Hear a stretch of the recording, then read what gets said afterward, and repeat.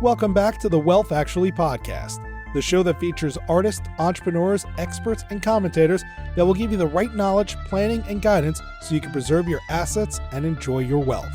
Learn more and subscribe today at wealthactually.com. This podcast is for educational and entertainment purposes. It is neither investment, legal, nor tax advice and does not represent the opinions of the employers of the host or guest. And now, here's your host, Fraser Rice. Welcome back to the Wealth Actually podcast. I'm Fraser Rice. We're now well into 2023, and it's turning into a unique wealth planning environment. We're seeing volatility in depressed asset values and continued generosity in the level of federal estate tax exemption. Most intriguingly, rising interest rates are bouncing hard off of generational interest rate lows. The effectiveness of many popular estate planning tools is being reviewed, and some out-of-season techniques are getting a new look. To help survey the landscape is Matthew HOCHSTETLER. He's a partner at David J. Simmons & Associates, which is based in Canton, Ohio and Naples, Florida. He's an ACTEC Fellow and well qualified to help us think about the current environment. Welcome aboard, Matt. Thanks, Fraser. Glad to be here. We're going to dive into 2023 and estate planning and things like that. But before we do, tell us a little bit about your background and your legal practice. So I'm an estate planning attorney specializing in serving high net worth individuals and their family businesses, family offices, and private trust companies. So we usually service folks in Florida and Ohio, but we have clients around the country we work with.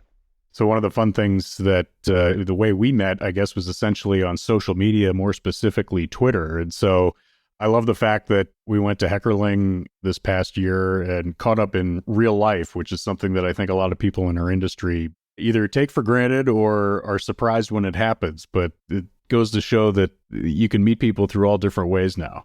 Yeah, I actually met several folks from social media in real life at that Heckerling. It was really great to look each other in the eye and meet on an interpersonal level. A lot of fun. Cool. Well, so we were both down there learning about the state of the art and a lot of things that are happening in the estate planning world, in the wealth management world, et cetera. But I think the talk of the town was really about the increased interest rate environment that we're now living in and the impact that it has on the gizmos that we use to help people think about estate tax planning and maybe reducing that liability. Give us a little sense of where we're coming from on that. Sure. So, we're coming from historic lows. So from my sense, folks seem to have a really short memory. If something happened in the last handful of years, I think it's always been that way. So it's hard to remember the times before these, near zero interest rates. We've got people with mortgages under 3%, and it's really kind of changed their outlook. But now, in the last year or so, we've had rates creeping up to being really high, and inflation, like on an annual basis, has been quite high, 6-7%. So it's a real huge shift compared to what everyone's used to and what everyone's sense of the way it's always been is. So when we're dealing with interest rates, it's important, I think, to remind people that the IRS sets the applicable federal rate. Maybe take us through a little bit about what that means. The applicable federal rate, that's what the IRS says the interest rate will be when there are certain types of transactions. So the AFR is divided up into three separate rates. Those are based on the duration of a transaction. So if an obligation is going to be 0 to 3 years, going to be a short-term rate, 3 to 9 years, a midterm rate, and longer, the long-term rate. So that's just what they've determined as the prescribed rate for those categories, specifically the loans, what we're talking about. The idea then that the IRS is publishing a rate, so a lot of people say, oh, well, are we doing anything sort of fancy or weird? Not really. The IRS is giving us the rate under which lots of structures come to pass. And we've been in a low interest rate environment. Maybe take us through a few things that were particularly powerful in a low interest rate environment so we can contrast that with what's going to be popular in the next little bit. Sure. And I guess just set some context on this. The IRS isn't setting interest rates with the AFR. They are sort of, but they're more responding to the market conditions and what the actual interest rate is. They're not controlling interest rates in the same way the Fed is. And then there's a separate interest rate, which is related to the AFR, called the 75/20 rate. And we rely on this significantly for certain estate planning techniques. And it's tied to the AFR because it's 120% the midterm rate to the nearest 0.2. And the midterm rate is the 3 to 9 year rate. And to provide some additional context on that, back in 2021, it was under 2%. It was under probably 1% actually. And now the 75/20 rate for March is 4.4%. I mean, it's significantly higher than it was, but in the big scheme of things, it's not the stagflation numbers we saw back in the 80s. And so the implication of these low interest rates, when we're talking about maybe shifting the growth of assets out of somebody's estate and allowing them to grow unencumbered with estate tax, et cetera, things like intrafamily loans and installment sales and grants and charitable lead trusts, they really thrive well in a low interest rate environment. Absolutely. Because when you have a low interest rate as kind of your hurdle, it's easy for assets to grow faster than that to easily leverage that transaction. So against that backdrop, we're now seeing interest rates, they've gone up both at the behest of the Fed and the yield curve, et cetera, and the IRS has responded to that by resetting the AFR, which is what we were talking about before. Maybe take us through a little bit about what you're telling your clients now about how to either continue to use the interest rate with past popular techniques and maybe a couple of other techniques that might work even better in a rising interest rate environment. Sure. And I think you're right to suggest that, I hate to call them the old techniques, but the ones we used last year or the year before, they're still very relevant. They're relevant because even though people are looking at what the interest rates are, there's been a corresponding decrease in asset values.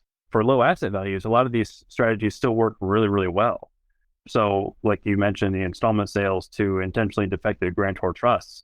I mean, that's where we'll have like a wealthy client create a trust for their descendants or for their spouse, and then make a seed gift to that trust, about 10% of the transaction value, and then sell an asset to that trust. Then the asset will generate income to the trust. The trust will then pay off the note to the client, and through that cash flow process, really shift the asset and all the growth in that asset out of their estates and effectively froze the value for the amount of the note they took back in return.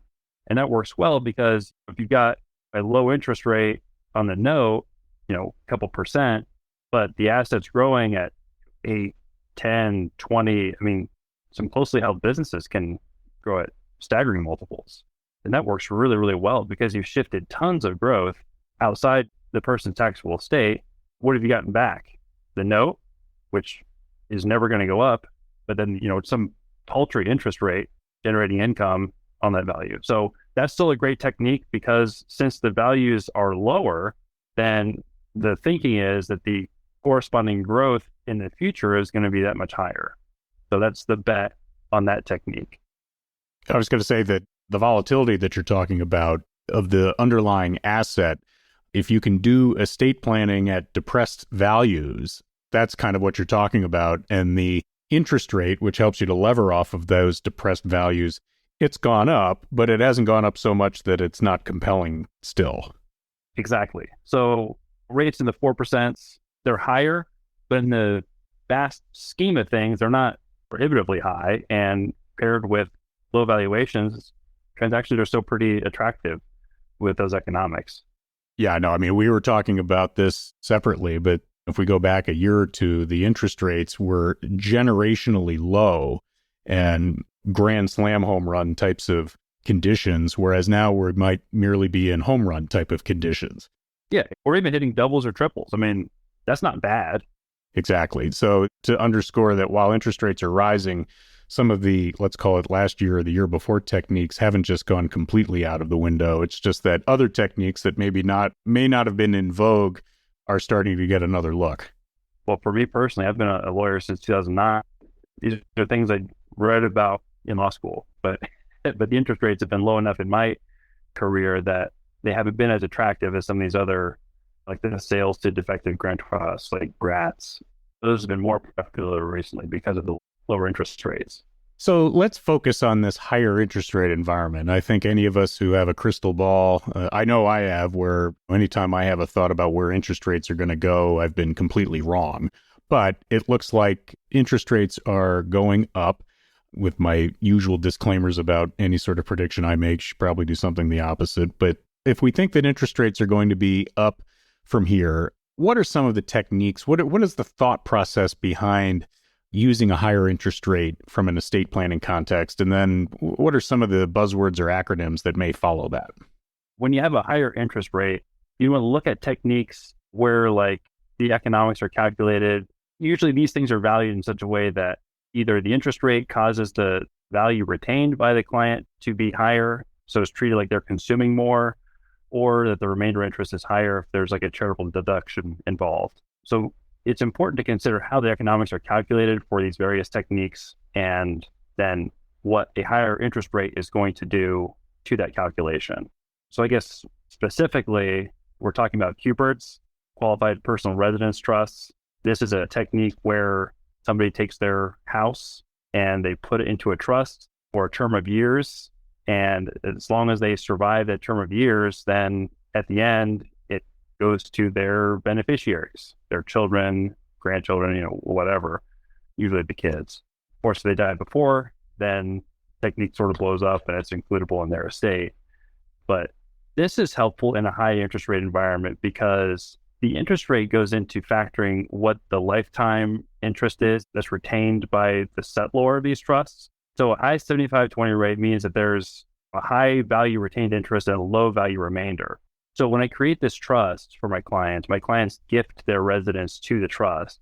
If the residence is worth like $1 million, they're not doing $1 million gift to the trust because they're retaining the right to live there for some term of years, 20 years, let's say. And so it's really only that remainder interest, whatever's left after 20 years, that constitutes the gift. It's the present value of that. So yeah, high interest rate is a lot more of that value is allocated to the lifetime interest, or the interest retained to the settlor, and a lot lower value allocated to the remainder interest. So it's a much smaller gift than it would have been a couple of years ago. And that allows you to use more of your gift exemption for estate tax purposes in other things. And therefore, you're getting a little bit more leverage out of that estate tax exemption. Good time now to remind people that the estate tax exemption is $12.9 million per person. It's going to go up a little bit more for the next few years until the end of 2025. That's also generationally generous. And so when combined with volatility and market values with the state of the interest rate world right now, you've got kind of an interesting, good, perfect storm for the purpose of estate planning if your goal is to avoid the estate tax as much as possible. Absolutely. Even if you're a client who gave away all their exemption between last year and this year, you gained an extra $900,000 of exemption, $1.8 million per couple. That's a ton. You can do a lot of additional planning this year that you might not have been able to do last year. So the QPERT, the Qualified Personal Residence Trust, that's a tool in the toolbox, an acronym, some of the alphabet soup that we throw around here. That's probably going to be pretty popular in the next year or so. Another thing, especially for those clients that are charitably inclined, is the Charitable Remainder Trust. Maybe go through the analysis a little bit of how the rising interest rate environment makes that even more effective. So for this, you get a charitable deduction, an income tax deduction, or a gift to a charitable remainder trust. And your income tax deduction is determined based on a computation using the 75/20 rate and life estate factors from the regs. So this is just a table in the Treasury regulations. The way this works out is a larger 75/20 rate results in a larger present value and a larger income tax deduction. So that's an attractive option now. For the same amount of money gifted to a charitable remainder trust, you get a larger deduction now than you would have 2 years ago. So the increased deduction is great on the income tax side of things. The client gets a nice deduction. This often pairs well with a liquidity event, or if you're selling a business and you're recognizing some big pop in your tax return. But it also is interesting because for those clients that are concerned about income later on, the trust itself provides an income stream back to the client. Absolutely. There are two flavors of this. There's the Charitable Remainder Annuity Trust, the CRAT, we like to call it in our alphabet soup parlance. And that's where the settlor takes back like a fixed dollar value, $10,000 a month, for instance. The other flavor is the Charitable Remainder Unit Trust. And it's a fixed percentage, but it's a variable amount of money. So it could be 5%. Let's say they get back every month, or every year it would be. You could take the payout however you want. But yeah, that's going to fluctuate based on the value of the assets in the trust. It's valued annually.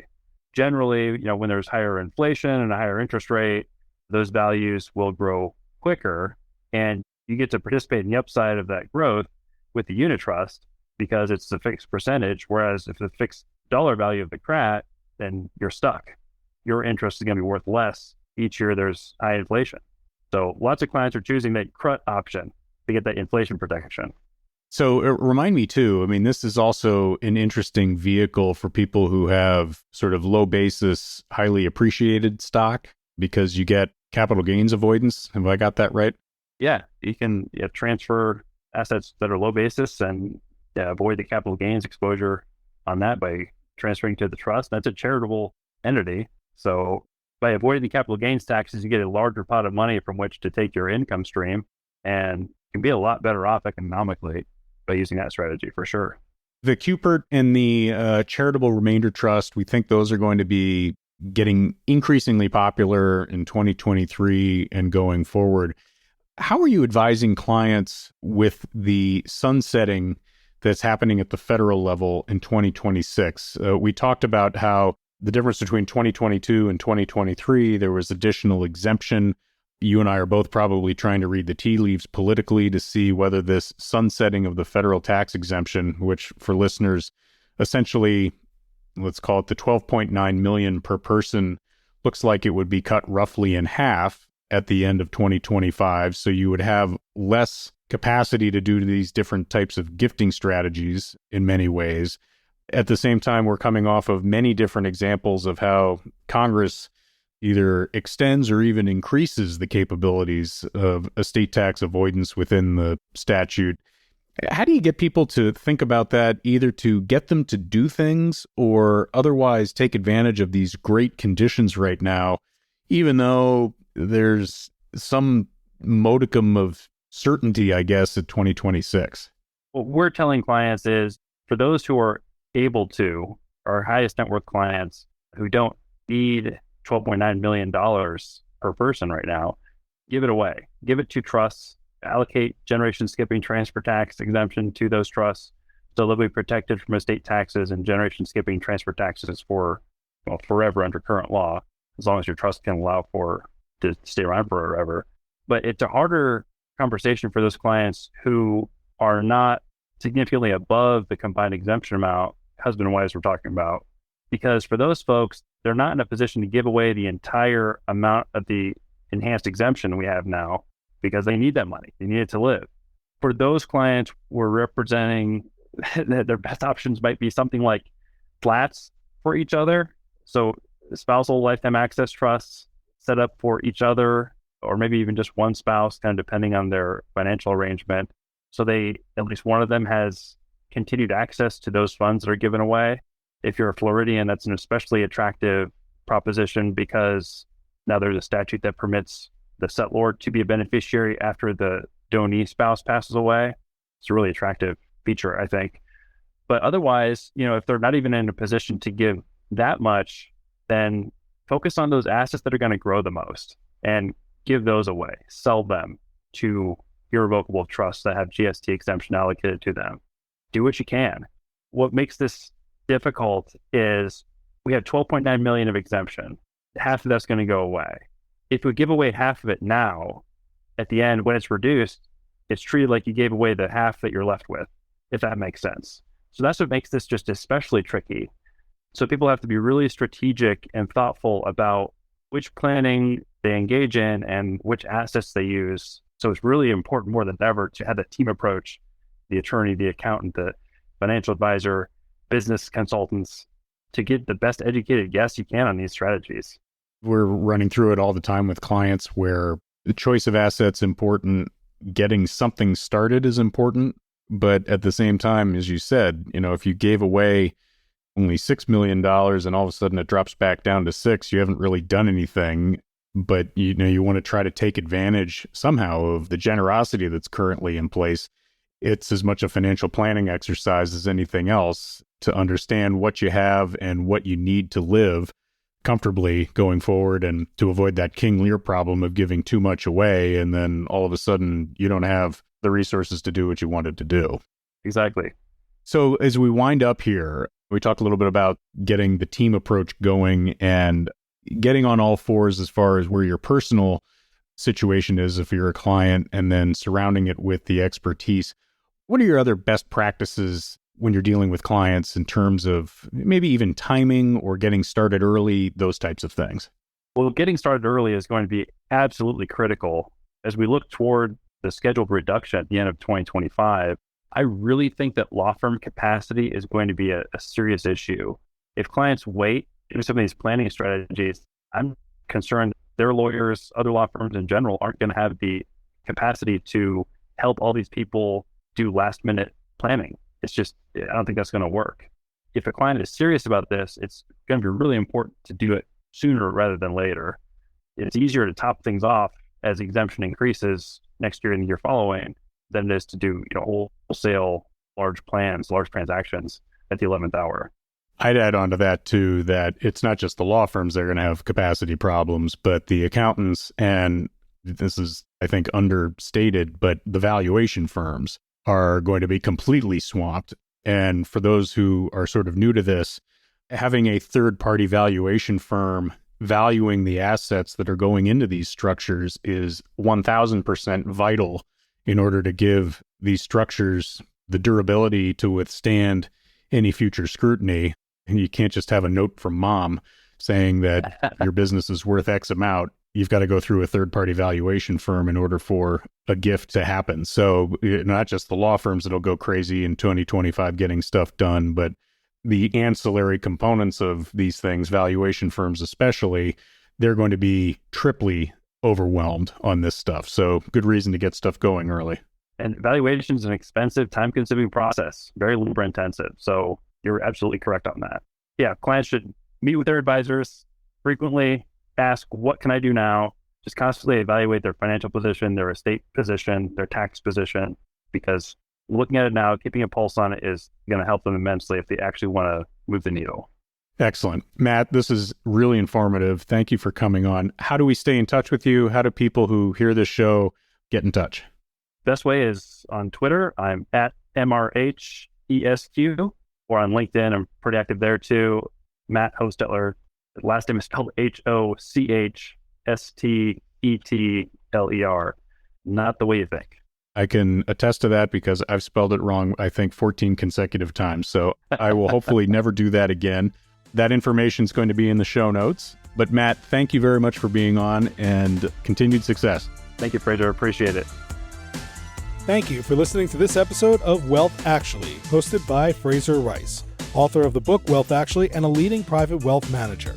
Head on over to wealthactually.com where you can subscribe to this podcast, get your own copy of the Wealth Actually book, and connect with Fraser directly. We'll see you next time on Wealth Actually.